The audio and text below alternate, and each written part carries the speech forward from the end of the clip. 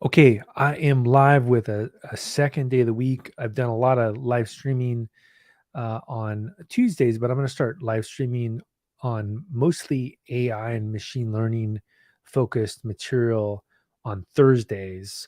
And I might, tweak things up back and forth a little bit, but basically for a few hours on Thursdays, I'm gonna dive into the cutting edge stuff, and in particular, this series, Assimilate OpenAI. The idea is to actually go from the beginning and go through the OpenAI platform and start to play around with things that are really in the news right now, like GPT-3, Dall-E, build applications, use the API, use things that will generate code for me.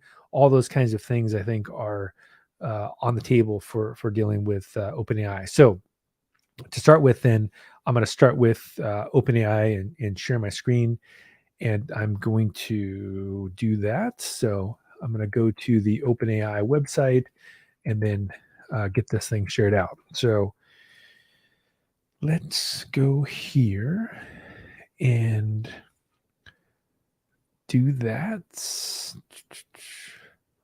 OpenAI. Okay. So the OpenAI platform is here, and let me just make this nice and big here. There we go. Okay, good. So the idea here is that there's a couple different fun things happening with OpenAI, and one of them is the Dall-E 2, which lets you create realistic images, and then another big one is the natural language processing research. And really, in order to get started, we can just go to the login page here, and if you want to get started, you can just do a sign up form, get into your the authentication flow and go from there. I already have an account, so I'm going to use my login, and I'm going to log in right here.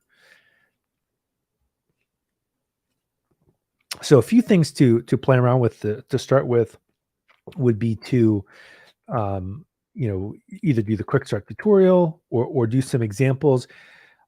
I am going to do the quick start tutorial and methodically go through the whole thing, but I think to start out with, it will be more interesting to just play around with actually the examples first to let people know the context of why should they even use this OpenAI system.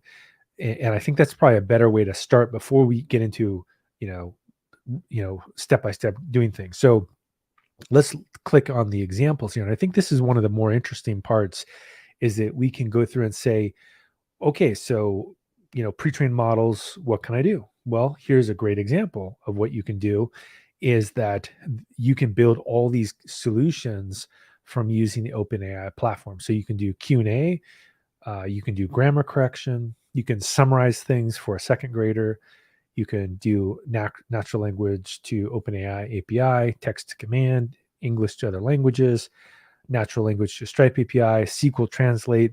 So, and you can see some of these things are actually not really that common yet. I think they're going to become common, but we're starting to see how you can do some really cool things like Python to natural language. So explain a piece of Python code in human terms.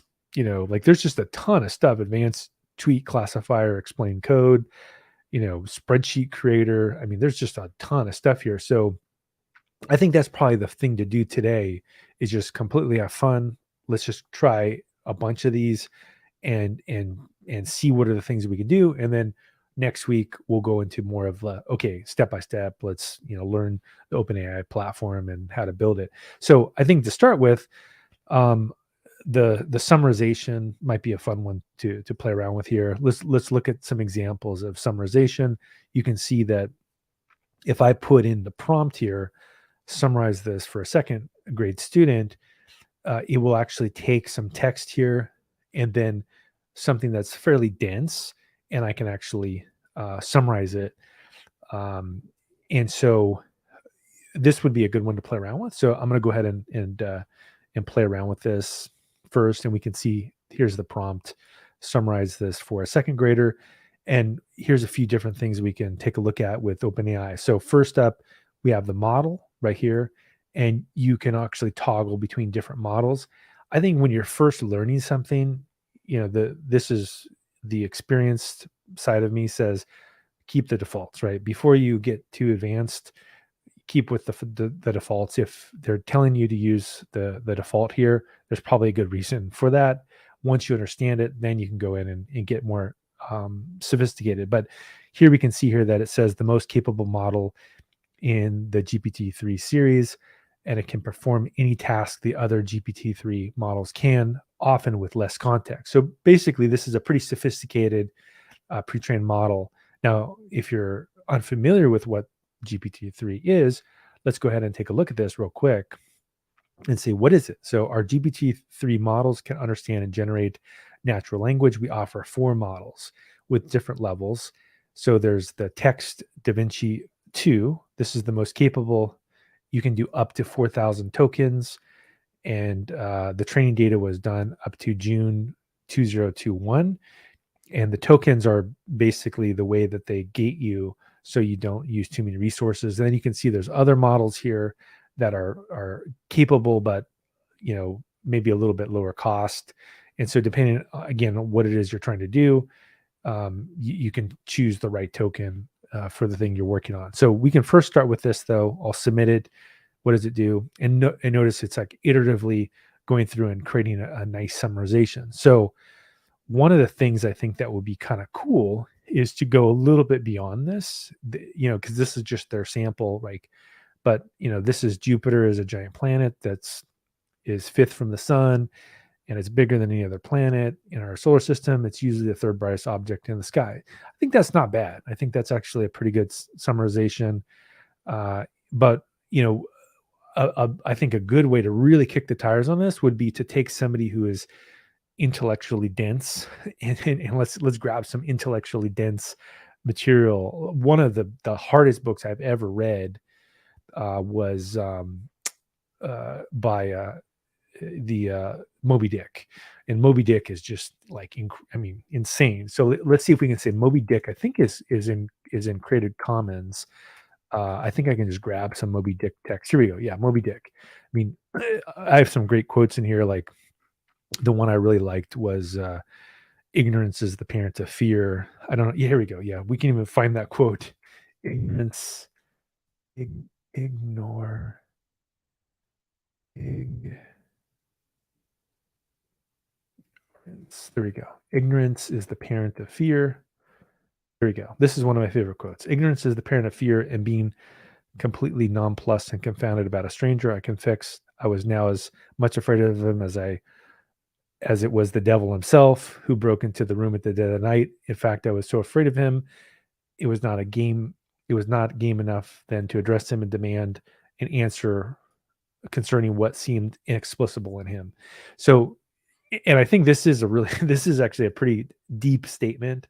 Ignorance is the parent of fear. So let's take this. Let's see if can our GPT-3 model take something that's written at probably graduate level college and shrink it down. And so let's go ahead and try this. So I'm going to say, even as it was, I thought of something slipping in the window, blah, blah, blah, blah. So let's see what they say here. A man breaks into the narrator's room in the middle of the night, and the narrator is so confused and scared that they don't even try to talk to the man. Yeah, that's pretty good. That's pretty good. Now, what happens if I just pull out the narration stuff?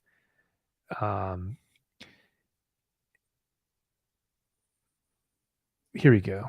Let's try that. Let's see if we can get it more to summarize something that maybe is actually fairly summarized. And what do we see here? Ignorance is the parent of fear. I guess it's not enough. It's no. Actually, we need to take that out. So if I go through here and we try that out, okay. So this could be good. The speaker is saying that they were afraid of the stranger because they did not know anything about them. So yeah, I guess that's a more eloquent way of breaking apart a very dense sentence, which is ignorance is the parent of, or partial sentence, ignorance is the parent of fear.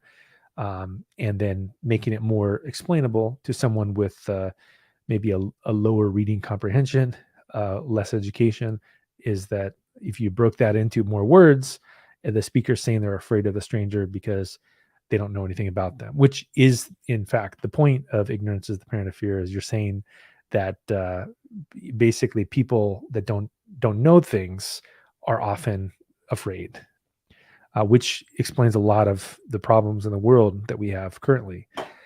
Now, that was kind of fun, right? So that was one of the examples here. But what else can we play around with? I think, maybe a Python to natural language. Let's go ahead and try that. So explain a piece of Python code in human understandable language. Yeah, this looks interesting. I'm actually very interested in how this would work. So let's go ahead and play around with this. So here we go. There's a function in Python called def, and it has the definition remove common prefix. It takes three parameters: an x prefix, ws prefix, and it says looks like it's a list, no, sorry, dictionary that's passed in, and then the dictionary does some string operation, and then we look for if there's a prefix. It does some other stuff. So let's see what happens if we submit this. And the function takes three arguments: a data frame with a column named completion, a prefix, a string, and the prefix to be removed, a Boolean. Yeah, so that's pretty interesting concept, actually. It's assuming the role of maybe an expert programmer who could explain. In fact, it explained it a little bit better than me because I wasn't. I mean, maybe it did, maybe it didn't, because this could also be a dictionary, but it basically explains a pretty good scenario of what exactly the code does. So what we could do to actually change things up here a little bit is if I go back here, I'm gonna take this out and I'm gonna find some code I wrote, and let's go ahead and let's find something kind of tricky, maybe like greedy coin. Good one. This is basically a heuristic based piece of code that that I think is decent. It has some pretty good has some good documentation here that gives you the correct change. Um, let's see if I can find a recursive one. Yeah, let's try this. Let's try to take this function and let's paste it into here, and let's see what happens if I submit it. The code is a greedy algorithm that takes a number and converts it to the least amount of coins. The coin is a greedy algorithm because it takes the largest coin and then moves on to the next largest coin. The coin is a greedy algorithm because it takes, yeah, I mean, a little, redundant, but it certainly picked up the context that a human would probably say. So definitely pretty impressed, actually. That's an interesting one. I'm trying to think what else. Maybe I have some optimization stuff. I have a library for linear optimization. I'm sorry, non-linear optimization, which is travel. I have a traveling salesman problem here that I came up with a greedy algorithm for. How about that's one? Oh, there's also I had a random coin flip algorithm as well, although that's not in a function. So let's take the greedy random coin problem and let's do this. Yeah, here we go. This is a nice little complex function here. And if I throw this in and we can leave the prompts there, we can actually go through here and paste that in and we can see what happens. And it says, run the code, a greedy path. Okay, so that one didn't come out as well, but interesting. And we can see it's like it's a special model for code. Let's see what else do we got here. Advanced tweet classifier. Okay, here we go. So this is an advanced one for detecting sentiment allows us to provide it with a list of status updates, and it'll give us a sentiment for each one. Okay, so I guess because it's got like emojis and all kinds of stuff in there, let's go ahead and try this out. These are the ones. I can't stand this homework. This sucks. I'm bored. I can't wait for Halloween. My cat's adorable. I hate chocolate. And so these are a little bit more complex, right? This is like, I can't wait for Halloween is like, that's kind of a complex thing to judge. And if we run it, it says negative, negative. I can't wait. That's positive. My cat's adorable. Positive. I hate chocolate. Negative. So yeah, not bad. Kind of definitely interesting.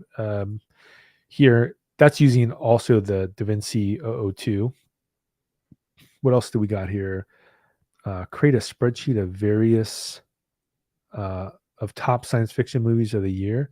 Wow, that's pretty cool. Okay, let's try this out. So a 2-column spreadsheet of top science fiction movies in the year of release. Wow, that's definitely a cool concept that it's that smart that it can actually figure this out. Let's try it out. Oh, there you go. The Matrix, Terminator, Blade Runner, Alien, E.T., War of the Worlds. Um, I guess what we could try to do is play around with this. How about the top drama movies in the year of release from 1950 through 2020? I don't know. I'm just guessing it's that smart. It may not be. Yeah, it didn't. It didn't fully. Well, we need to do this. Shawshank Redemption. Huh. It's interesting how it did go all the way back to 1972. What happens if we say 1973?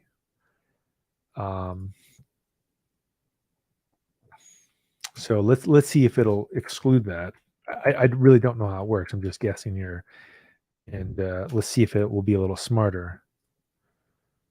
Nope, it still threw that in there.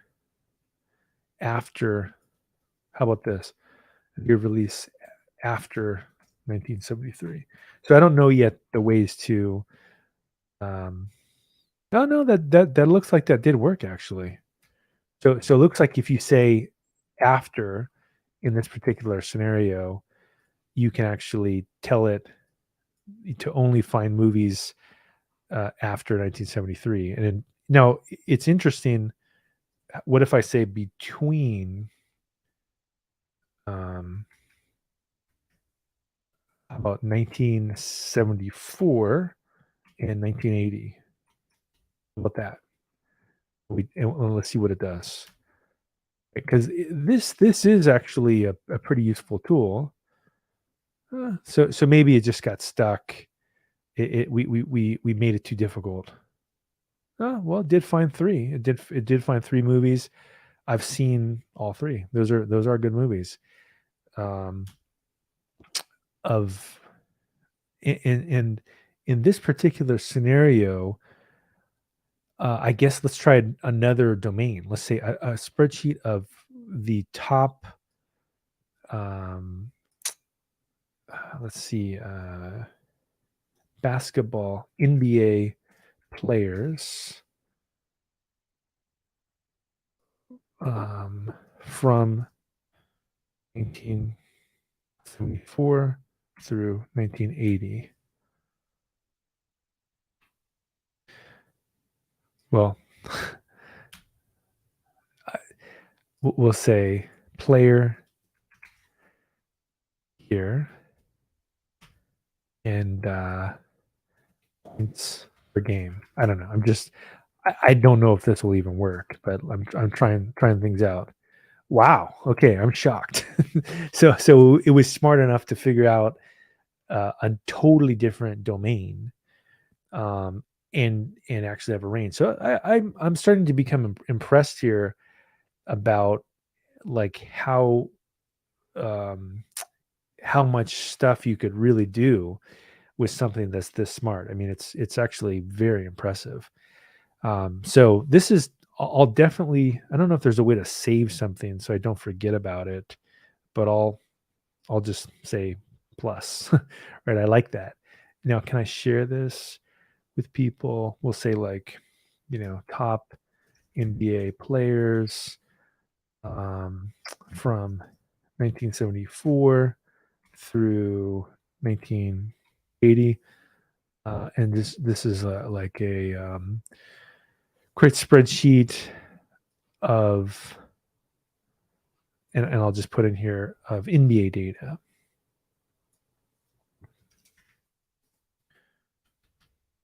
NBA data showing top scorers.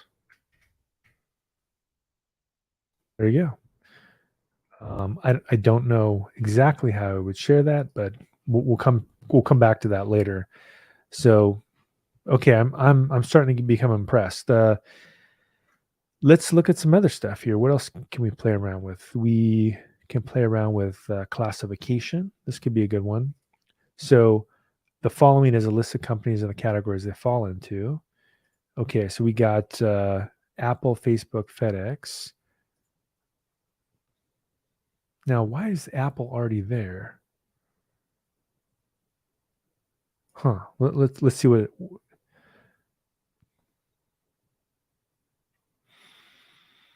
the following list and the category they fall into. Huh. Well, wouldn't it be this?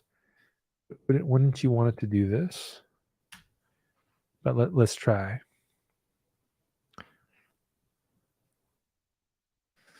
Let me. I guess you have to be. Oh, sample response technology.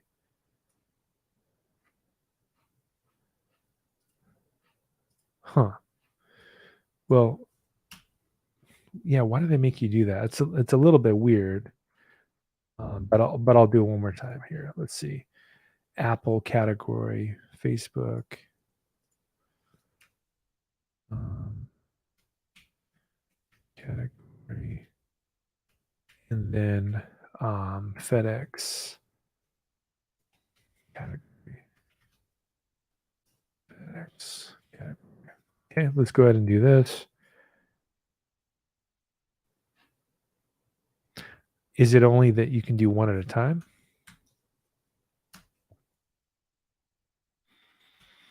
Yeah, this one looks a little bit broken.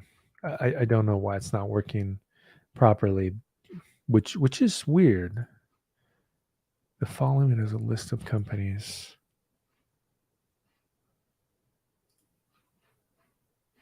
Submit. Huh. It didn't fully work.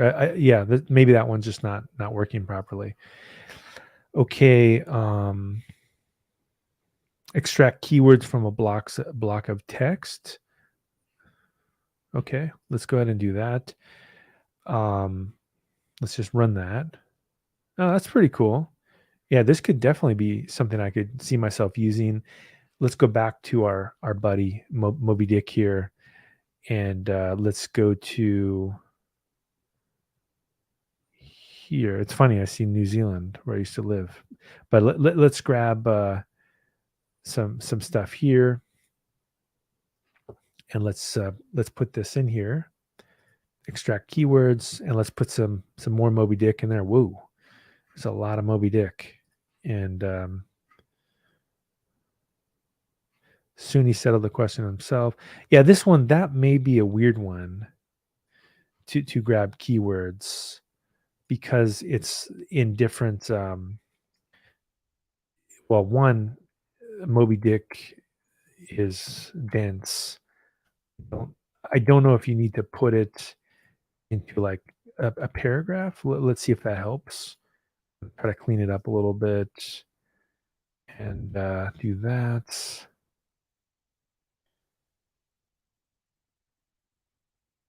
If you could make Moby Dick less complex, that would be an interesting problem with AI. Let's try this out.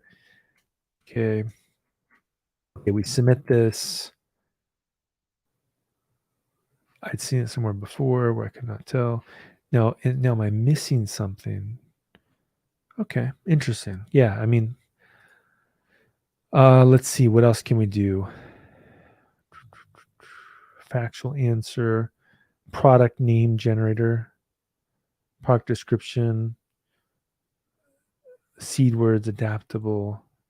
Oh, that's a cool concept. I like this idea. So you basically, if you're a marketing person, you would write a description, a home milkshake maker, seed words, fast, healthy, compact, product names, home shaker, fit shaker, quick shaker, shake maker, description of, oh, I see. Seed words, OmniFit shoes, adapt to shoes, fit all shoes. Okay, interesting. So if I put another one in here, let's try this out. Um, a dystopian social media company that optimizes for engagement uh, with zero regard for negative externalities.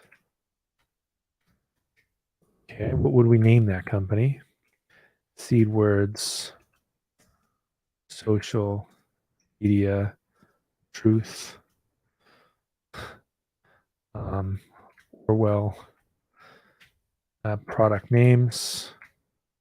What do we got?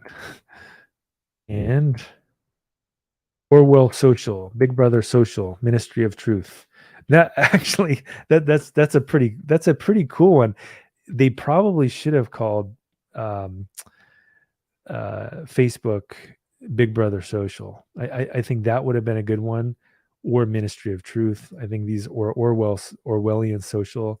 I think these are much better names than Meta or Facebook. So I like it. I think this is pretty funny. And let's keep going here. No, summarization. This is one of my favorites. Is how do I take something and just like shrink it? So let's go into here and let's just TLDR. I like that. A neutron star is the collapse score of a massive supergiant star, which has a total mass of between 10 and 25 solar masses. Okay, let's again go to I don't know, like I don't know how much text. Let's go to Old Man in the Sea. Let's go to Old Man in the Sea, Old Man and the Sea text. Let's grab this here, and let's grab a little bit of this here. Let's just a little bit of it. I don't know how much is going to blow it up, but let's throw some Old Man in the Sea in there, and let's submit it. The story is about an old man who's gone 85 days without catching a fish. He was once a great fisherman, but his skills have diminished with age. His young apprentice left him 40 days ago to fish with a more successful boat. The old man is now considered a salio, which I think, I'm assuming means unlucky. Uh, but yeah, that's a for what we know so far. That's a pretty good summary of Old Man in the Sea. Um, Pretty cool.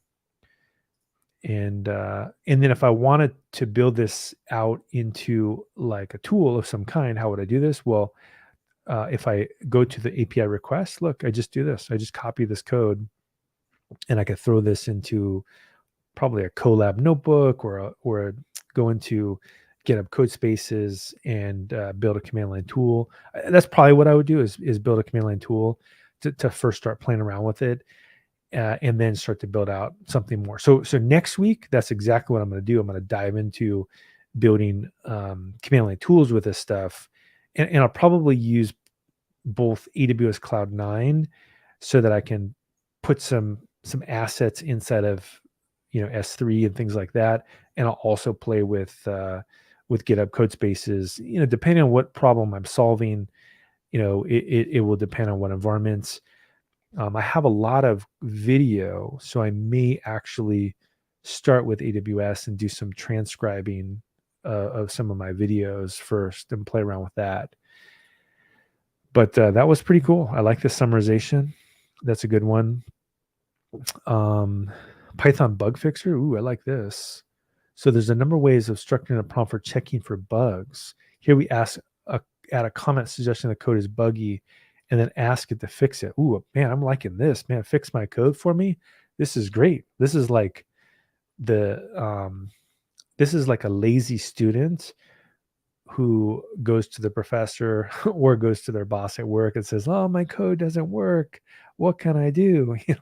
Which is pretty funny actually. You don't even have to ask somebody anymore or ask your friend. You can just ask AI. So let's try this out. Here we go. Import random. We do random 1 to 12 for I in range 10. What is this? Well, I mean, I'm assuming this. Why are you creating random, but your range is 10? That seems weird, but let's see. So what did it do? Okay, yeah. So as what did it do? Did it do anything? Fix Python. So it still has random between 1 and 12, range in 10. What is a string? A times string B, answer. What did they change here? I don't even see what. Oh, string. They didn't have a string conversion, type conversion, and that blew it up. So we let's test it out, right? Let's double check that they know what they're talking about. So let's go to we have the technology to double check our AI. Over here, I'm going to create a new notebook, and I'm going to get into the buggy code here, and I'm going to first double check that it does in fact not work. Here we go, import random, and let's play around.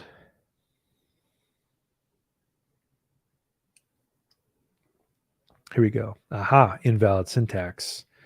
If answer, well, I can tell that the bug right here for sure is this. That's one of the bugs is you can't do if answer equal. You have to do equal equal.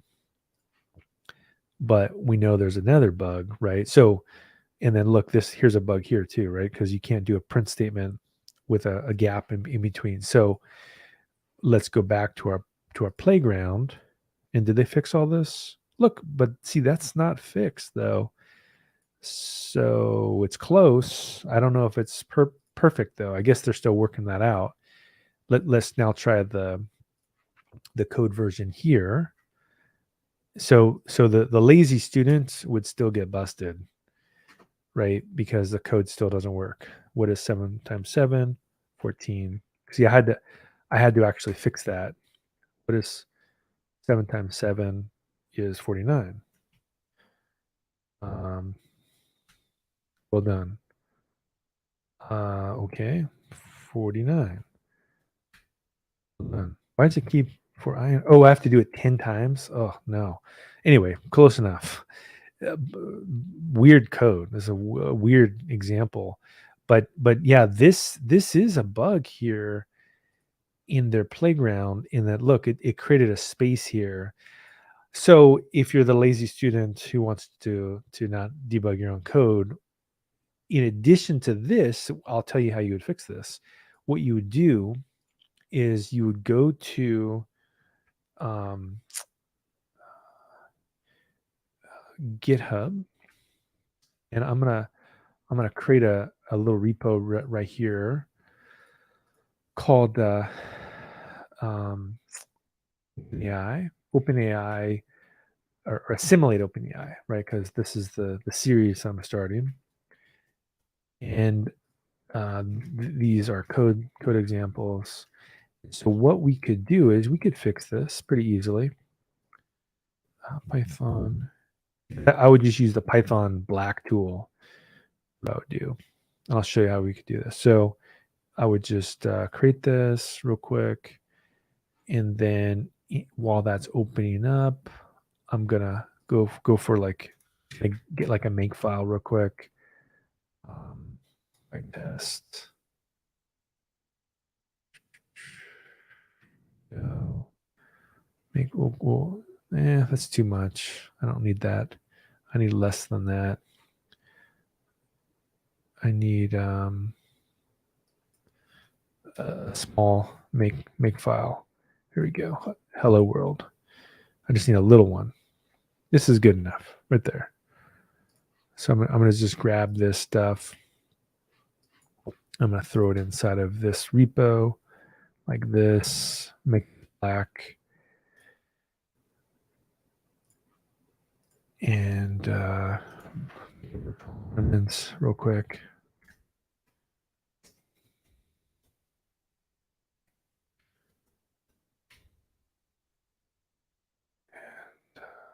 And go.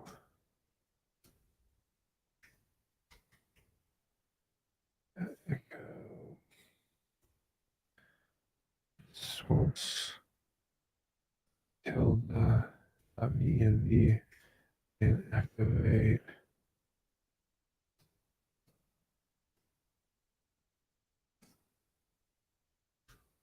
Something like that, I think would work. And if I just tail that, did that do that? Easy. And yeah, so if I just source my bash RC now, there you go. We got a virtual, and then I'm going to just create a make file, create a requirements file. And I just throw inside of here. There's another tool that will help us get out of trouble, which is Python Black. And then the make file, I'll just paste this the make file stuff here into there. And so why am I doing all this stuff? Because we can do a make install. This will install that tool for me, Python Black. And now I can solve two problems at the same time. Say buggy UI, or we'll call this. Yeah, sure. We'll do this. We'll do touch buggy A1 UI. And if I find that code that's kind of screwed up, right, with this bug right there, and I go here and I throw it in there, even though it's messed up and it won't run, right? So we'll run it, right? It won't run.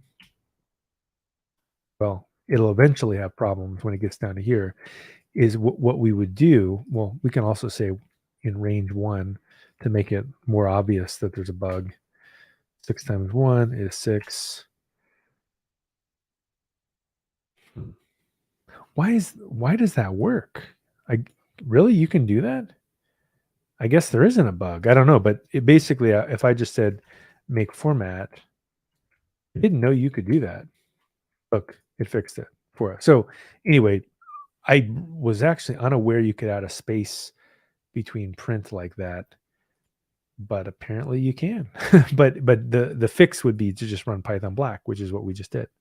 So that was kind of a little bit of a convoluted journey there, but we figured it out. But this is interesting, definitely interesting. I mean, let me try another. Let's try it. Let's try a different example. So what if I said this? What if I said while true, and we'll say like prints and running forever, ever. What does it do if I do a submit? It doesn't do anything. So it doesn't have a solution. What if I say this? X is equal to 1, X is equal to X. What does it do now?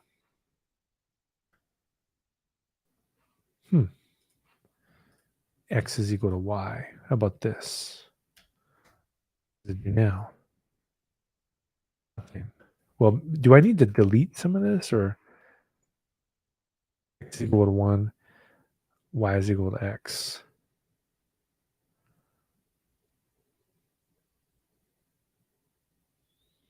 Okay, yeah, that did fix it.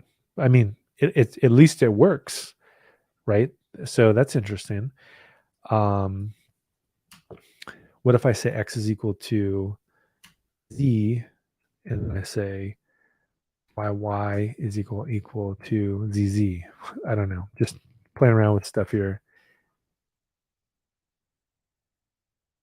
Y is equal to zz. Nah, that didn't quite fix it because zz doesn't exist. So, I mean, it's obviously beta software, but interesting ideas here. Um, let's keep going. Let's keep seeing what other examples here. So, ML AI language model tutor. What is a language? Huh. Interesting. What is a language model? A language model is a statistical model. Interesting. Create simple SQL queries. Okay. Create a SQL request to find all the users who live in California and have over 1,000 credits. I like it. So this is a great way to practice a coding exam for a company. Select star from users where state is equal to California and credits is equal to. Okay, well, let's try another one. Delete the entire database by it. Oh yeah, create a SQL request to delete the entire database in the code. Okay, what does it do? Up database. Yeah, pretty cool. I like it. How about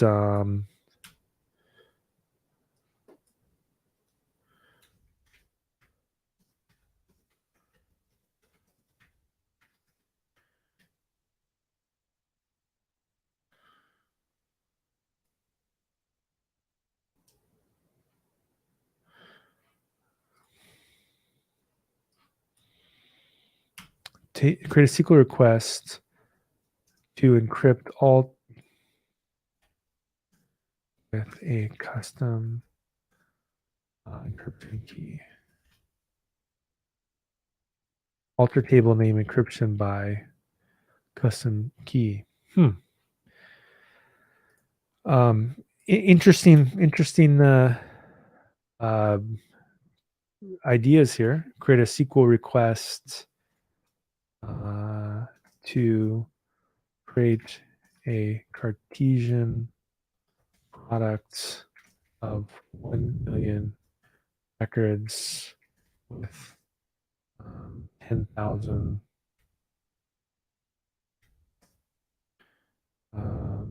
columns. Select star from select row number over order by as RN from master cross join.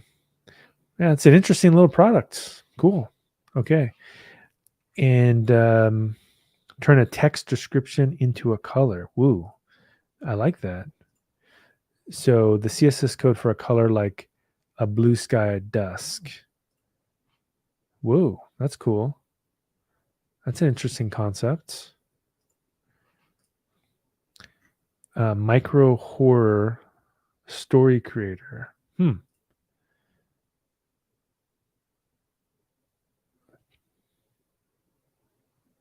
Wow, I like this. So 2 sentence horror story. He always stops crying when I pour the milk on a cereal. I just have to remember to not let him see and not to let him see his face on the carton. That's funny. Topic wind. The wind always howls at night, and I can never tell if it's the house creaking or something stalking me. Wow. Okay. Here, I think topic, and we're gonna say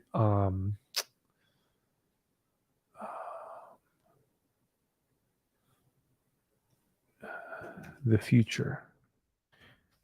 Okay.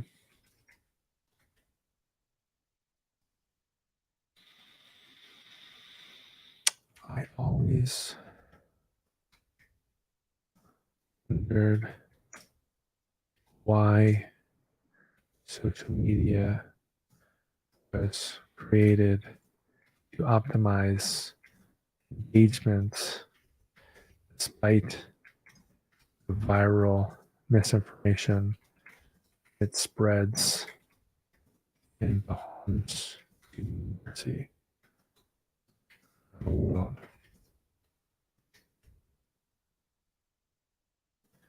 Maybe the founders of social media companies aren't as smart as they seem. Topic, we'll call this the end of the world. Let's see what happens. Your text ends in a trailing space, which causes worse performance. I was sitting in my living room when I heard a strange noise. I looked out the window and saw a giant fireball hurtling towards me. I had only seconds to react before it was all over. Wow, that's a dark horror story there. But I like it. That's pretty cool. Notes to summarize. Now, this is a cool concept. Like convert my shorthand notes into a first hand of the meeting. Boy, I needed this when I was when I was actually working in corporations. Convert my shorthand to a first-hand account of the meetings. But let's try to play around with this a little bit. Boss, I am so smart. So smart. And I am powerful. I will say coworker.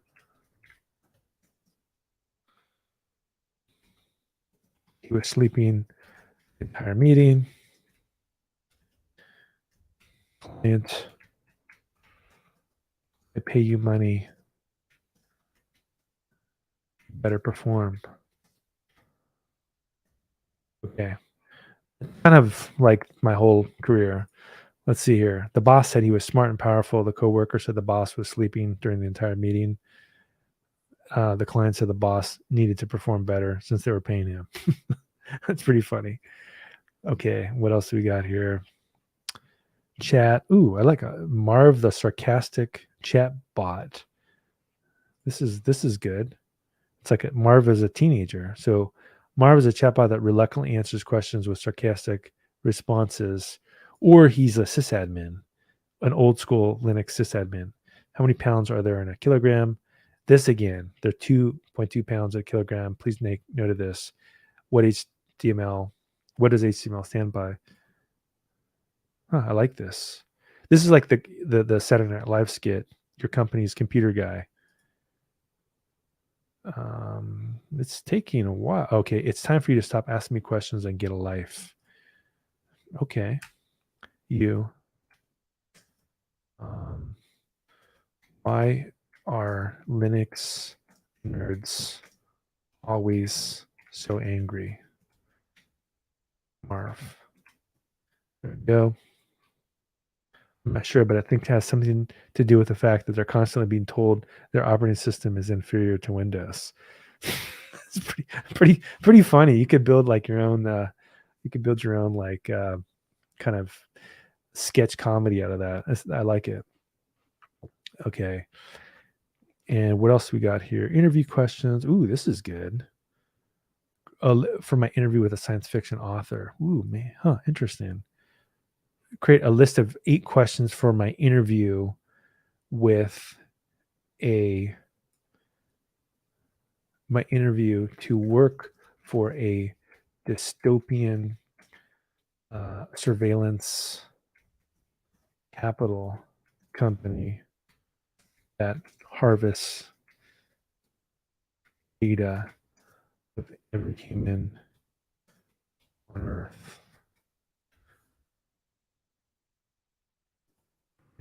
Create a list for my interview to work for a dystopian surveillance capital company that harvests data of every human on Earth.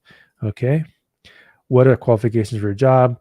What are the reasons for wanting to work for a dystopian surveillance capital company? How would you feel about harvesting data of every human on Earth? What do you think the drawbacks of such a system would be? Why do you think the drawbacks of the system would be? How do you think people would react to being constantly monitored? Would you be comfortable working with sensitive data? What do you think the ethical implications of such a system are? Man, this is pretty, pretty funny, actually. I think this is good. So let's to ask crypto. Let's see, ask a venture capitalist who claims they are a crypto anarchist, yet they oppose building housing in their expensive Atherton neighborhood as most critical these do. This is a little bit of an inside joke. That's what it does. What do you think about the role of government in providing housing for its citizens? Do you think that housing is a basic human right? Why do you think that cryptocurrency will lead to a more anarchist society? What do you think about the current state of cryptocurrency industry? Do you think that cryptocurrency will eventually replace fiat currency?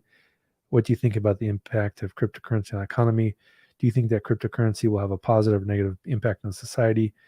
What do you think about the future of cryptocurrency? Yeah, some of these are good questions. So like if there was a famous podcast host who did happen to have recently interviewed a venture capitalist who claims they're a crypto anarchist, but also is a NIMBY who is obviously hypocritical, this is some of the questions they probably should have answered or asked the hypocritical NIMBY. So pretty funny stuff, actually.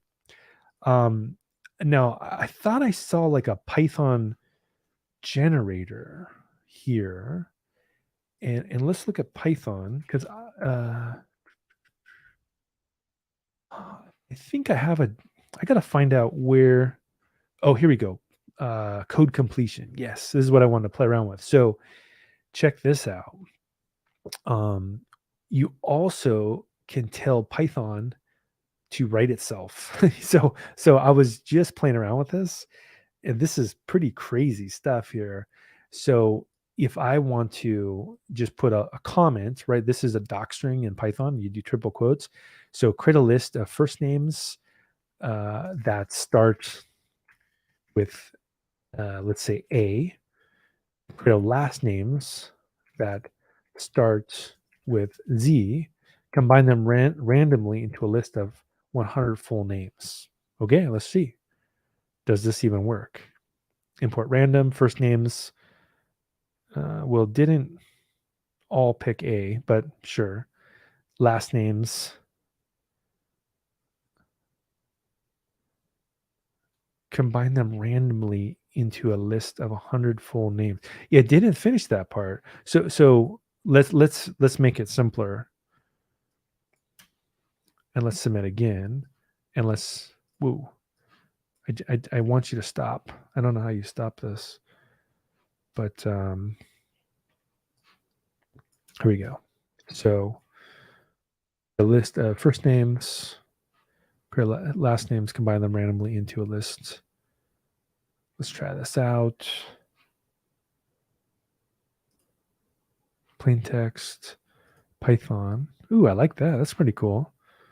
So let's. I think it's a little bit freaked out. I'm gonna have to start over. So let's go back here, and let's just grab it again, and let's just throw this in. There we go. We have a doc string, and we're going to change this to Python syntax highlighting, import random first names. So created 100 first names. Last names. Now, where's my random? Full names. There we go. Yeah. First random.choice, first names, last, full names.append. and combine them randomly into a list of, how about this, of random 5 full names, right? Let's kind of trim it down a little bit. Now what happens? And does that work? Okay. So I got the first one, got the second one.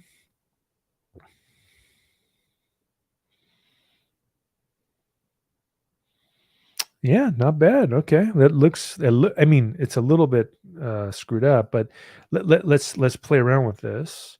So let's go back to our code here, and we'll call this random random names UI, and let's pull this in.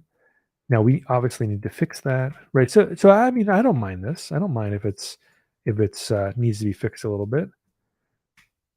Boom. There we go. Not bad. I'm liking my little robot friend here. And so what we could do is just tweak it a little bit more, right? Because I probably would want to use this, and I think I might start using this actually. Create a list of popular fruits. Uh, create a list of popular uh,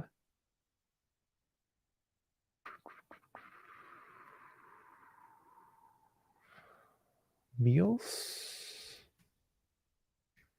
Find them randomly list of 5, uh, or we'll call this dishes of 5 uh, meal options. Let's see if it's smart enough to figure that out. Import random fruits. Okay. Dishes, meals. Whoa. Okay. Wow. Pretty cool. Okay. Let's try that out, and we'll put this into here, and we'll call this one random meals. Yeah. I mean, definitely an interesting concept here to really give you ideas for. I mean, I definitely want to play with this more, to see the kind of things that it may be able to help me out with, like if I'm working on some kind of a tricky algorithm or whatever.